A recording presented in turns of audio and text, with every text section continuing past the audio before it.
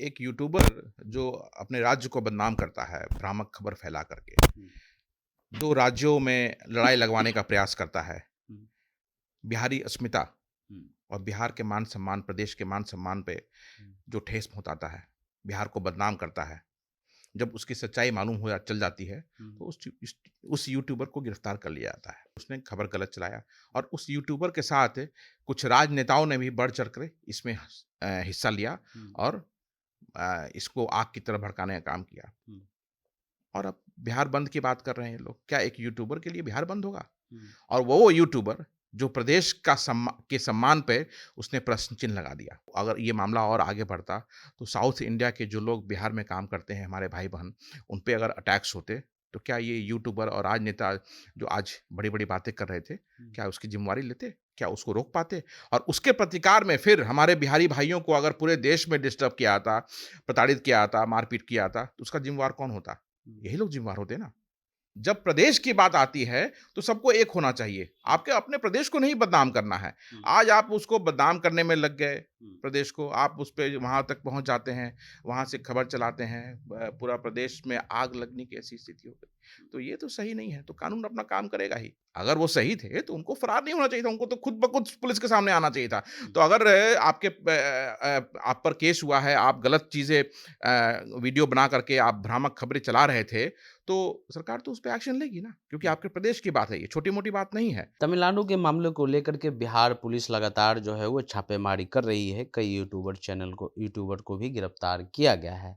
अब एक खबर आ रही है कि एक यूट्यूबर जो मनीष कश्यप है उनके समर्थन में बिहार बंद होने जा रहा है 23 मार्च को और पूरे बिहार में जो है वो बंद बुलाया गया है।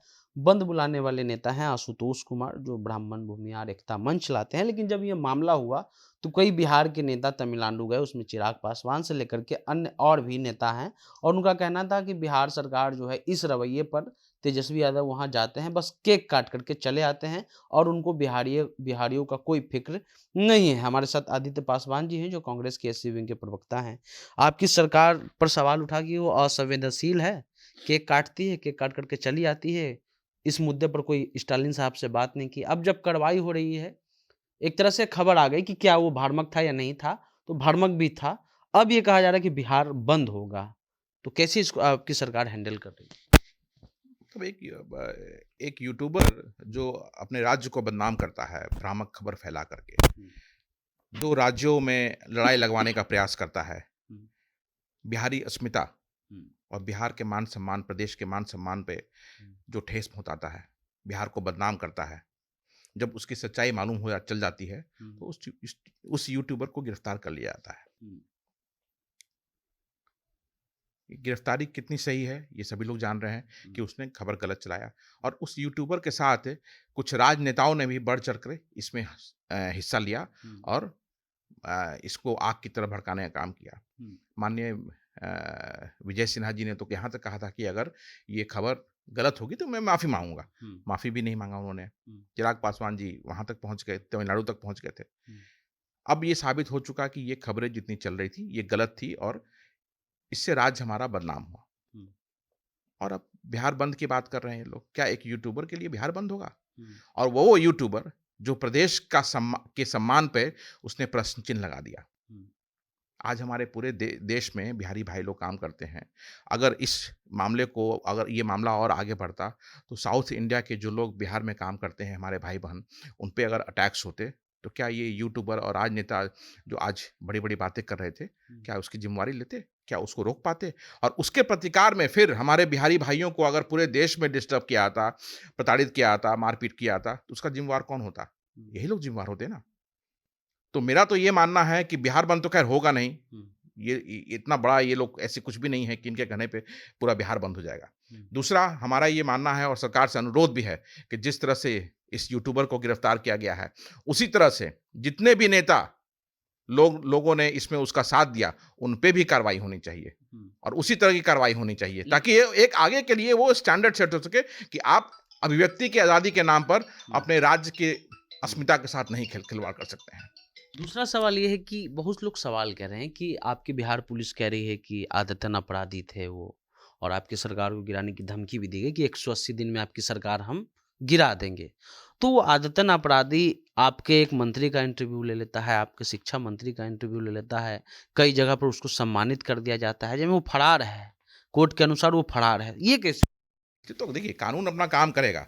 अब एक्चुअली में क्या उसका केस था, उसकी पूरी जानकारी तो मुझे नहीं है, मैं उस पर टिप्पणी अभी नहीं करूँगा कि वो ज़मानत पे था या नहीं था। अब वो कानून उसकी तरफ देखेगा, और जो प्रेम उसे लोगों ने दिया, जो सम्मान उसको लोगों ने दिया, जिस तरह से उनका नाम आगे चल रहा था, उसको उन्होंने खुद ठेस पहुँचाया। जब प्रदेश की बात आती है, तो सबको एक होना चाहिए। आपके अपने प्रदेश को नहीं बदनाम करना है। आज आप उसको बदनाम करने में लग गए, प्रदेश को। आप उस पे वहाँ तक पहुँच जाते हैं, वहाँ से खबर चलाते हैं, पूरा प्रदेश में आग लगने की ऐसी स्थिति हो गई। तो ये तो सही नहीं है, तो कानून अपना काम करेगा ही। अभिव्यक्ति की आज़ादी पे आप कुछ भी बोल नहीं सकते हैं। कानून में प्रावधान है, तो प्रावधान है। अगर आपने गलत किया है, तो सामना कीजिए, डरना क्या है? नहीं वो करेंगे, और कहा जा रहा है कि कानूनी रूप से उन पर कार्रवाई नहीं हो रहा है, ऐसा कार्रवाई हो रहा है, लग रहा है कि कोई उग्रवादी है, आतंकवादी है। क्यों? अगर आप अपने प्रदेश को बदनाम कर रहे हैं, और कानून क्या, कानूनी रूप में क्या क्या उन पे ऐसा कार्रवाई नहीं हो रहा है? बिल्कुल कानूनी तरह से कार्रवाई उन पे हो रही है। जो कानून को फॉलो करते हुए, अगर वो सही थे, तो क्यों फरार थे? उनको तो फरार नहीं होना चाहिए था। अगर वो सही थे, तो उनको फरार नहीं होना चाहिए था, उनको तो खुद ब खुद पुलिस के सामने आना चाहिए था। तो अगर आप पर केस हुआ है, आप गलत चीज़ें वीडियो बना करके आप भ्रामक खबरें चला रहे थे, तो सरकार तो उस पे एक्शन लेगी ना, क्योंकि आपके प्रदेश की बात है ये, छोटी-मोटी बात नहीं है। तो उसको इसका सामना करना पड़ेगा। सरकार रहेगी, या यूट्यूबर ने कहा था कि गिरा देंगे 180 दिन में? अब तो यूट्यूबर को सोचना है कि पहले कितने दिन के लिए वो अंदर गए हैं, और क्या उनका होगा। जब बाहर निकलेंगे, तो फिर उनसे प्रश्न कीजिएगा कि सरकार गिरी कि नहीं गिरी। इसका प्रश्न का उत्तर तो जब वो बाहर आएँगे, तो उनसे लीजिएगा। चलिए, तो में सरकार गिराने की धमकी देने वाले यूट्यूबर को बिहार पुलिस गिरफ्तार कर ली है। कहा जा रहा है कि अब वो तमिलनाडु भी जाएंगे, लेकिन जो खबर है, लोग थोड़ा भावनात्मक रूप से जुड़ जाते हैं। खबर यह है कि उस यूट्यूबर पर आरोप है कि उसने एक बंद कमरे में वीडियो शूट करवाया तमिलनाडु के नाम पर, और वो वीडियो पटना के जक्कनपुर में शूट हुआ था, और ये वीडियो पूरी तरह से फर्जी था। इसी को लेकर के बिहार पुलिस ने जो है उस पर दबिश किया है। उसके अलावा बिहार पुलिस का कहना है कि कई जगह और मामले, पुलिस पर हमला हो या अन्य मामला पर भी कई केस उस पर हुए हैं, उसके अलावा तमिलनाडु में भी हुए हैं। अब कानून का क्या कार्य है, कानून करने दीजिए, और जो लोग भावनात्मक रूप से जुड़े हैं, ठीक है, उनका सम्मान है, लेकिन बिहार पुलिस गिरफ्तार क्यों की है, पहले इसको भी आप लोग समझ लीजिए। फिलहाल जो भी इस केस में अपडेट होगा, आपको बताते रहेंगे। जनता जंक्शन आप देख रहे थे।